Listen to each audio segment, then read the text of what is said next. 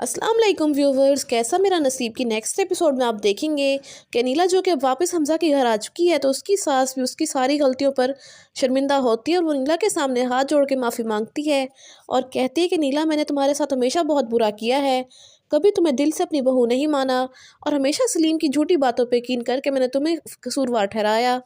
जबकि तुम्हारी तो इस सब में कोई भी गलती नहीं थी और तुम हमेशा मुझे अपनी बेगुनाही का यकीन दिलाने की कोशिश करती रही, लेकिन मेरी आंखों पर अपने बेटे की मोहब्बत की पट्टी बंधी रही। हालांकि सारा कसूर तो उसी का था। अनीला, मैं तुमसे हाथ जोड़कर माफ़ी मांगती हूँ, मुझे माफ़ कर दो। तो अनीला कहते हैं कि अम्मी, आपको मुझसे माफ़ी मांगने की ज़रूरत नहीं है, आप मेरी माँ की जगह हैं, मैंने आपकी सारी बातों को भुला दिया है और अच्छा है कि आप भी सब कुछ भूल जाएँ। जिसके बाद आप देखेंगे कि अनीला और हमज़ा के घर बेटी की पैदाइश होती है, तो हमज़ा और अनीला और उसकी सास बहुत ज़्यादा खुश होते हैं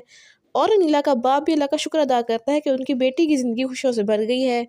दूसरी तरफ शगुफ्ता भी नीला के साथ अपना रवैया ठीक कर लेगी और आमना, जो कि पहले ही सलीम की वजह से अपनी ज़िंदगी ख़राब कर चुकी है, तो वो भी नीला को दिल से अपनी बहन मान लेती है और नीला इस बात पे बहुत खुश होती है और आमना अपने बाबा से कहती है कि अब्बू, आप जिससे शादी करना चाहें मेरी करवा दें, अब मैं मज़ीद आपको तंग नहीं करूँगी और आप जो मेरे लिए फ़ैसला करेंगे मुझे मंजूर होगा। आमना की ये बात सुनकर काफ़ी सब लोग घर वाले खुश होते हैं,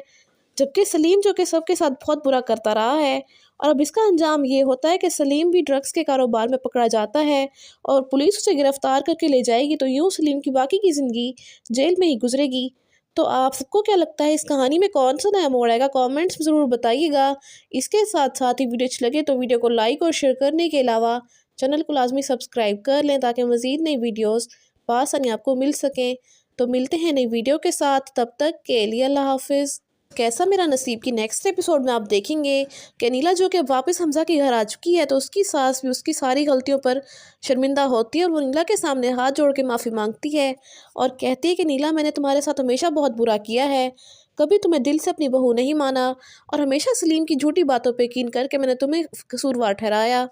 जबकि तुम्हारी तो इस सब में कोई भी गलती नहीं थी और तुम हमेशा अपनी बेगुनाही का यकीन दिलाने की कोशिश